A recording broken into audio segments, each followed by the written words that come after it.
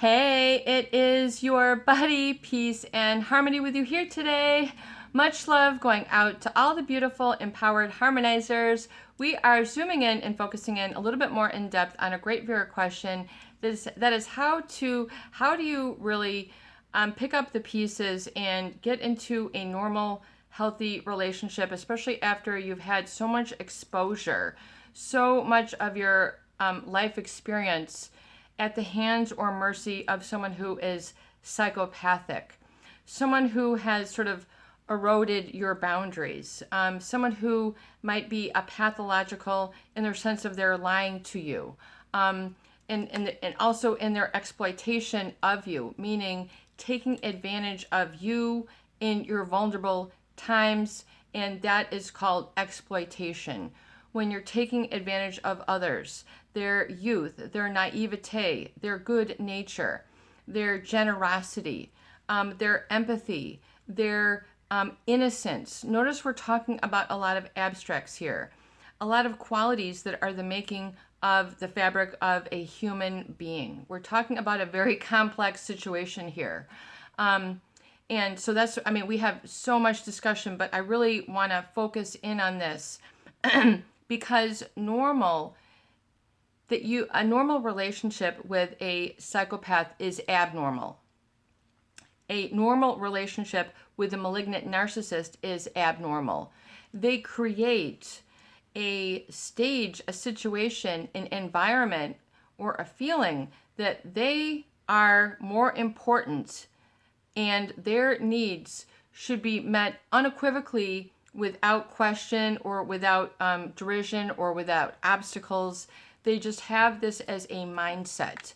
Someone who, especially who is psychopathic, and their relationship is very problematic because it is their personality that is always seeking to sort of take advantage of the empathetic side of, in other words, the caring side of people. And knowing that they, have specific needs, and a psychopath can really, resonate with those and really pervert those. In other words, cause your needs to feel that they are not needs and that they're overridden by their illusion, really, which is really kind of what a psychopathic relationship is. It incites fear. It creates thought problems. It creates dissociative states. It creates unequal and weakening of people, in inequality, and then a weakening of their confidence and really what is your I am, which is your identity, what you identify with. And especially if you were raised or have close proximity, or these people were formative for you in your family or your work or your profession, and you've been hurt by these people as part of the relationship, then you have to really understand that functional is going to mean a lot of very important qualities for you, and that you're going to have to challenge what is sort of the normal for you after this type of relationship. Challenge it, meaning that I have now a set of symptoms that I need to be in touch with or sensitive to that could be now inhibitory or cause me to push away and alienate the very people who would be good and beneficial for me.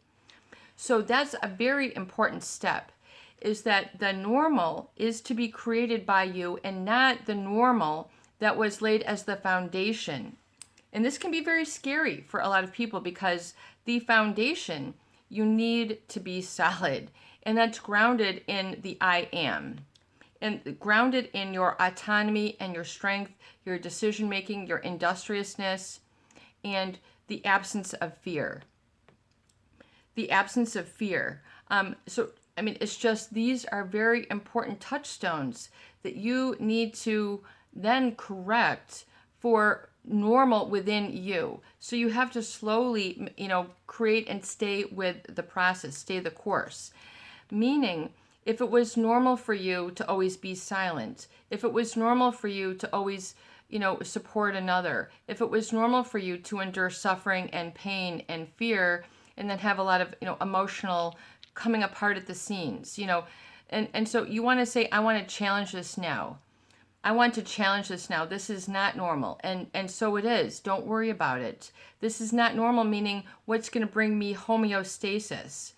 And what's normal needs to be unique and original for you. Because what is oftentimes the values, the treatment of a psychopath is one of derision and one of taking your own self-control abilities away from you. So it's to strip you of your I am. It's to strip you of your sense of reality. It's to strip you of your perspective and, your natural organic function. They reroute this. They take charge of this within people without their knowing, without their having a checks and balances either with someone else or someone outside of that relationship, so that they are protected and they don't have to endure, long periods of time where you've been fooled or dismayed or catered to the whims, the needs of a psychopath. In other words, if you were always there for them, if you took how they treated you at face value and evaluated and defined yourself by that treatment. You have to realize you are not defined by others. The definition of yourself has to arrive from within. So it's going to be an energetic and a shift, where to create that shift is very important that you realize it's a process and it will come together for you.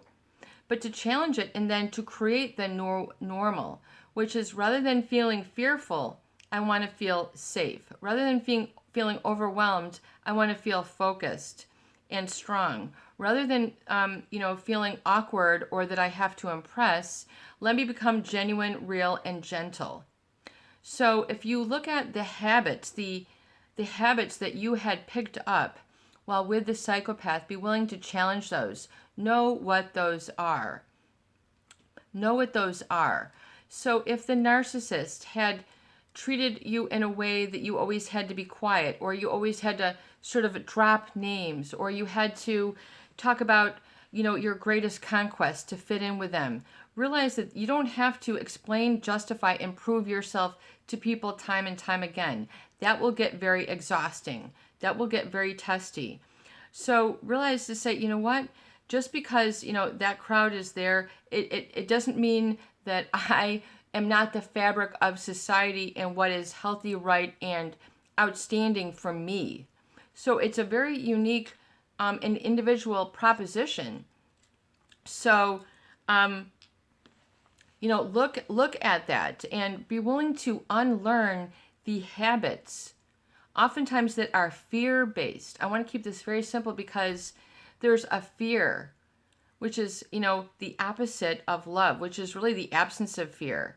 And then, being able to embrace that and, and define more I love statements. I love sleeping. I love peanuts. I love walking. I love music. Talk about what you love, not the one that caters. What do you truly love? Experience that, explore that for yourself, because oftentimes you don't know that, you're not in touch with that while you're in a relationship with someone who's trying to dismantle or exploit you, or has got you in their web of deception. That's always trying. That's always trying to, be designed by a psychopathic, system. Meaning, that's very complete in how the relationship is experienced. So going no contact, feeling and feeling safe, looking at the opposite of those emotional states from the negative and then switching them to the positive is the focus, and then working towards that physically. So if it's, understanding the anxiety, the butterflies in the stomach, then I need to, quell the butterflies. I really need to get calm, and then practice, deliberately calming the tension, releasing the muscles, because usually there's a grip, it's armoring. People are trying to brace themselves.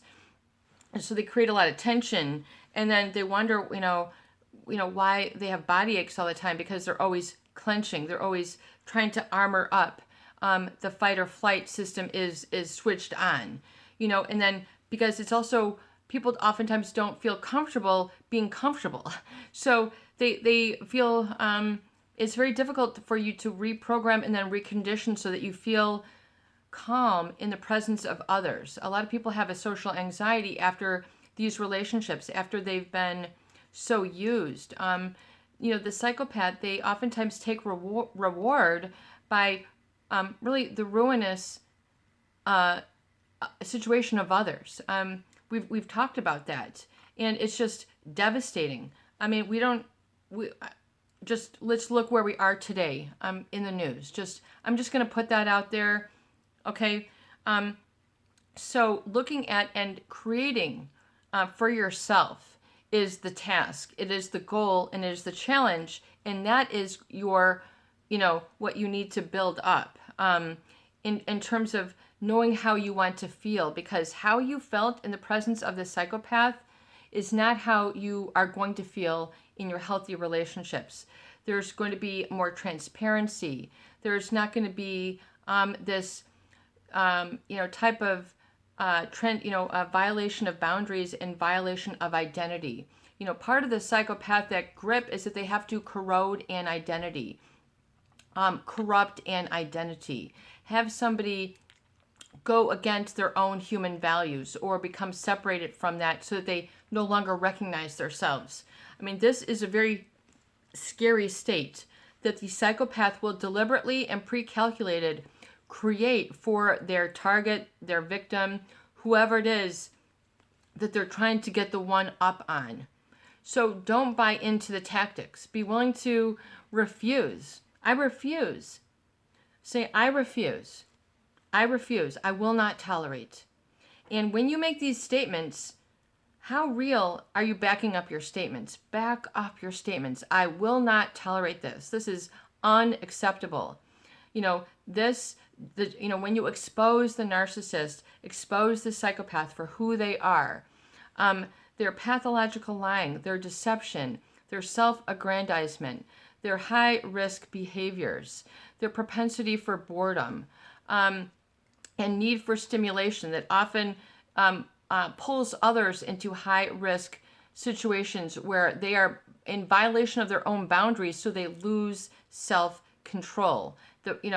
It's very important that you are, and then strip away that negative and then fill it with your own feelings. And it's a process. So even if you take baby steps, it's giant steps for you emotionally. This is your buddy, Peace and Harmony, with you here today. I hope that the videos do help. Please share, please subscribe, and please donate for more great tools, videos, discussion, and support. Peace out, peace in. Have a beautiful day. May love and light be with you.